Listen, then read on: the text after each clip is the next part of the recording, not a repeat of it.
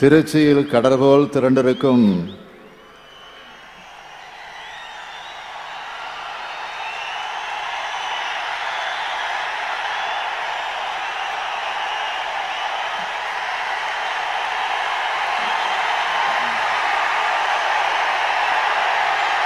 திருமாவின் சிறுத்தைகளே,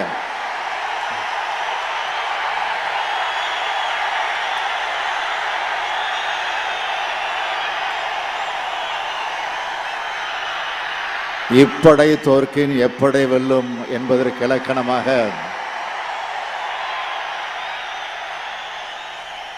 தீரர்கள் கோட்டமாம்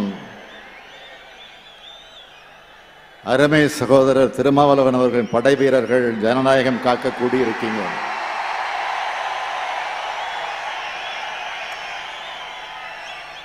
அருமை சகோதரர் தொல் திருமாவளவன் அவர்கள் அவர் சட்டக்கல்லூரி மாணவரா, மாணவர் திமுகவில் பணியாற்றின காலத்திலிருந்தே தெரியும். அப்பவே கல்லூரி மேடைகள்லையும் கழக மாணவரணி மேடைகள்லையும் அவருடைய பேச்சு கொள்கை கர்ஜனையா இருக்கும்.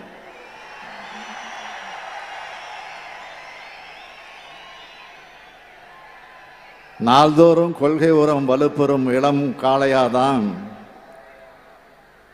இன்னைக்கும் ஜனநாயகம் காக்க இந்த கூட்டத்தை கூட்டியிருக்கிறார். அன்னைக்கு கழகத்துக்குள்ள முழங்கினார், இன்னைக்கு கழக கூட்டணிக்குள் இருந்து முழங்கி வருகிறார்.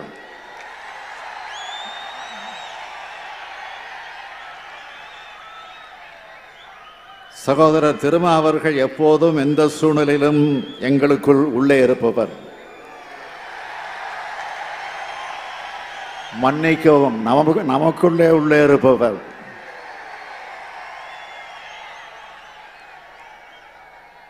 தலைவருக்கு மட்டுமல்ல,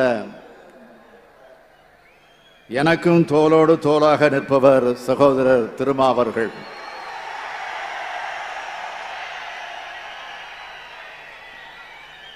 நாங்கள் எப்பவும் தமிழினத்தின் வலிமைக்கு உரம் சேர்க்கிற அடிப்படையில் தான் இணைந்து நிற்கிறோம். நமக்கிடையே இருப்பது தேர்தல் உறவல்ல, அரசியல் உறவல்ல, கொள்கை உறவு. தந்தை பெரியாரையும் புரட்சியாளர் அம்பேத்கரையும் யாராலாவது பிரிக்க முடியுமா?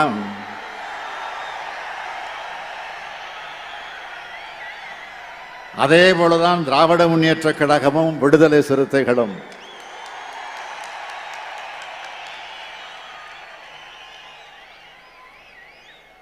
புரட்சியாளர் அம்பேத்கர் பிறந்த மண்ணில் மராத்வாடா பல்கலைக்கழகத்துக்கு அம்பேத்கர் பெயர் வைக்கவும் தலைவர் கலைஞர் தான் காரணம். தந்தை பெரியாரும் மண்ணில் சென்னை சட்டக்கல்லூரிக்கு டாக்டர் அம்பேத்கர் சட்டக்கல்லூரி என பெயர் வைத்ததும், டாக்டர் அம்பேத்கர் சட்ட பல்கலைக்கழகம் உருவாக்கியதும் தமிழின தலைவர் கலைஞர் அவர்கள். புரட்சியாளர் அம்பேத்கரை உயர்த்தி பிடிக்கும் இயக்கம்தான் திராவிட முன்னேற்ற கழகம். புரட்சியாளர் அம்பேத்கரை போற்றுகின்ற பட்டியலின மக்களின் நலனை பாதுகாக்கின்ற அரசுதான் நமது திராவிட மாடல் அரசு. சிலவற்றை மட்டும் தலைப்பு செய்தியாக நான் பட்டியலிட விரும்புகிறேன். அண்ணல் அம்பேத்கர் பிறந்த நாளை சமத்துவ நாளாக அறிவித்தோம்.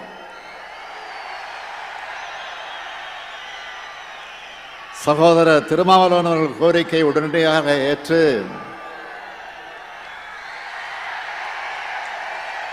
அம்பேத்கர் நினைவு மண்டபத்தில் அண்ணலின் சிலையை அமைத்து நானே திறந்து வைத்தேன். அண்ணலின் படைப்புகளை செம்பதிப்பாக விரைவில் வெளியிட இருக்கிறோம். ஆதிதிராவிடர் பழங்குடியினர் ஆணையத்தை புதுப்பிச்சு உயிரூட்டணும். நடத்தப்படாமல் இருந்த விழிப்புணர்வு கூட்டங்கள் 6 மாதத்திற்கு ஒரு முறை நடத்தணும். திராவிட போரொலி அயோத்திதாசன் சிலையை சென்னையில் திறந்து வச்சோம். அண்ணல் அம்பேத்கர் பெயரால தொழில் முனைவோர் நிதியம், அயோத்திதாசர் பெயரால வீடு கட்டும் திட்டமும் செயல்படுத்தப்பட்டு வருது. தந்தை பெரியாரும் பேரறிஞர் அண்ணாவும் தமிழர் தலைவர் கலைஞர் அவர்களும் உருவாக்கின திராவிட தமிழின உணர்வோட வெளிப்பாடுகளை தான் இதையெல்லாம் நிறைவேற்றி காட்டி வருகிறோம். சமூக நீதி, சமத்துவ சிந்தனை கொண்ட ஆட்சியை இந்தியா முழுமைக்கு அமைக்கணும் என்பதற்காக சகோதரர் தொல் திருமாவளவன் இந்த வெல்லும் ஜனநாயக மாநாட்டை கூட்டியிருக்கிறார்.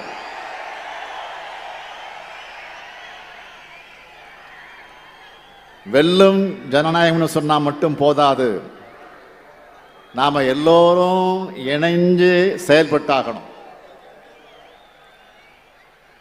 இதுக்கான கட்டளையை பிறப்பிக்கத்தான் இந்த மாநாட்டை கூட்டி சர்வாதிகார பாஜக அரசை தூக்கி எறிவோம், ஜனநாயக அரசை நிறுவனம்னு சபதம் ஏற்று மிக முக்கியமான 33 தீர்மானங்களை இந்த மாநாட்டில் நிறைவேற்றி இருக்கிறார் நம்முடைய சகோதரர் திருமா அவர்கள். இந்த சபதமும் வருகின்ற நாடாளுமன்ற தேர்தலில் மக்களால் நிறைவேற்றப்படும் என்பது உறுதி.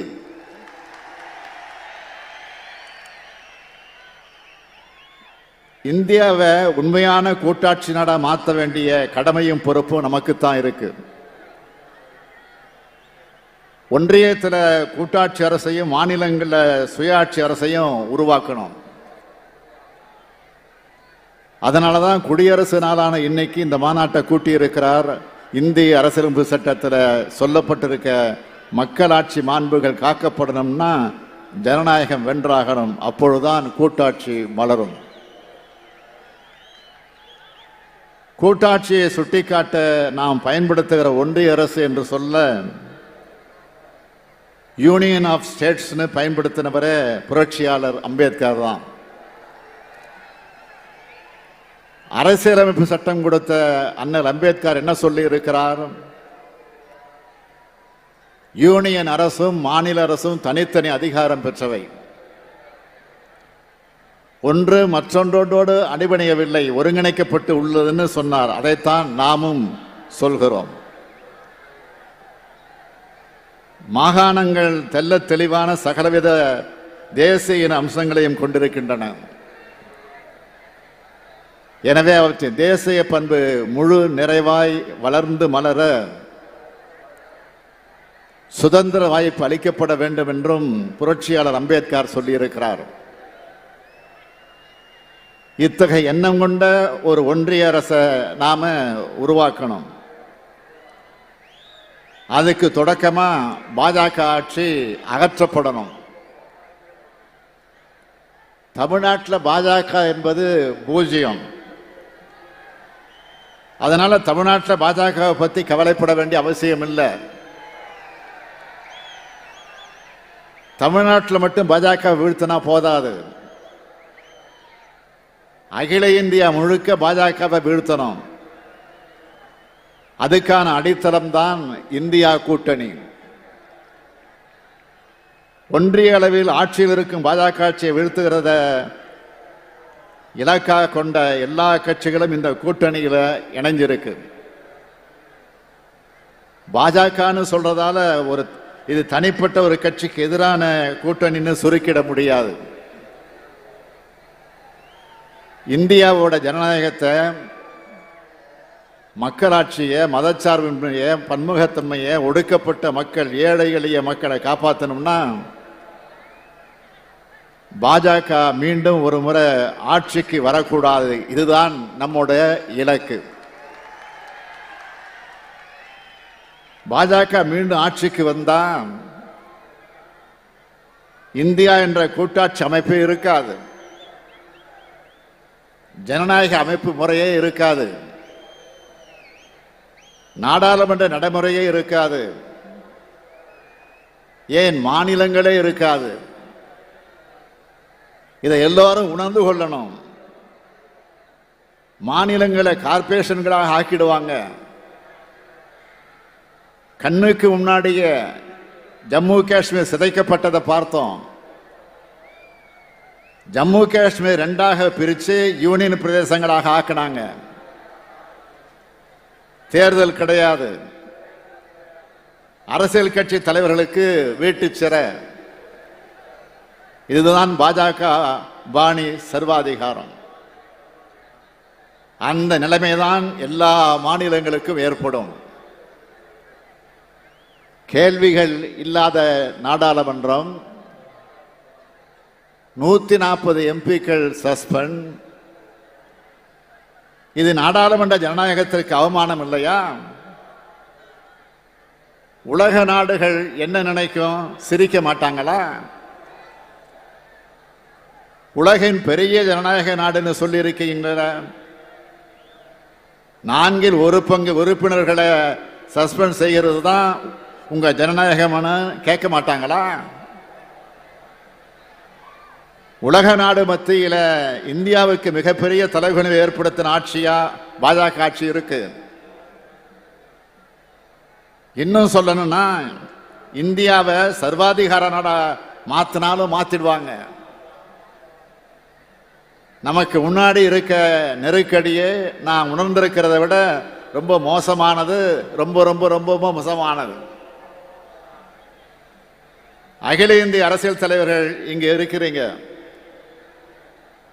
உங்களுக்கு நான் அதிகமாக விளக்கம் சொல்ல வேண்டிய அவசியம் இல்லை. மாநிலத்துக்கு மாநிலம் அரசியல் நிலைமை மாறுபடும். ஆனா நடக்க போறது நாடாளுமன்ற தேர்தல்.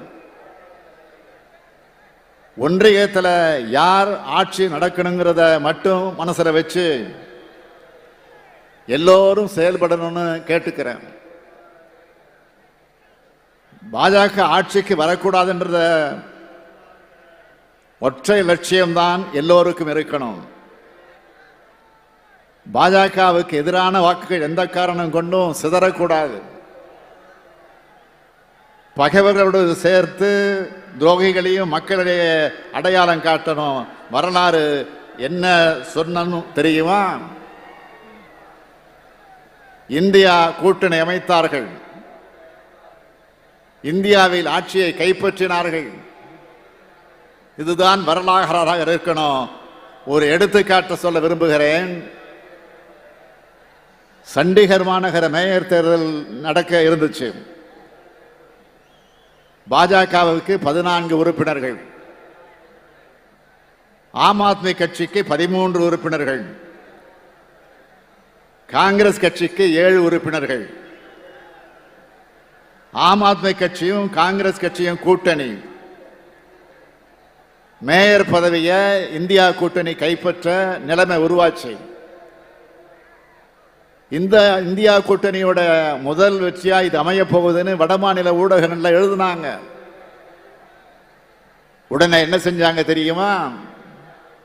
தேர்தலையே ரத்து செஞ்சிட்டாங்க. ஒரு மேயர் தேர்தலையே கேன்சல் செய்யறாங்கன்னா பாஜகவுக்கு ஏற்பட்டுள்ள பயத்தை இந்தியா கூட்டணி தலைவர்கள் உணர்ந்தாகணும். இதை நாம பயன்படுத்தி ஆகணும். இப்போ கிடைச்சிருக்கக்கூடிய வாய்ப்பை இறுக பற்றிக்கணும். நாம ஒத்துமையாக இருந்தா நிச்சயமா பாஜக தோற்கடிக்கப்படும். ஜனநாயகம் வெல்லும். அதை காலம் சொல்லும். தொல் திருமாவளவனும் வெல்வார். அதையும் காலம் சொல்லும். நன்றி, வணக்கம்.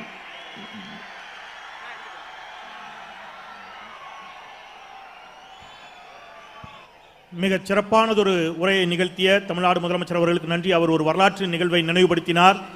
சென்னை சட்ட பல்கலைக்கழகத்திற்கு டாக்டர் அம்பேத்கர் பெயர் வைக்கப்பட்டதை நினைவுபடுத்தினார். அது சாதாரணமாக வைக்கப்பட்டதல்ல. வட இந்தியாவில் அம்பேத்கர் பெயர் வைக்கப்பட வேண்டும் என்று முடிவெடுக்கப்பட்ட பொழுது அதற்கு வட இந்தியாவில் கடும்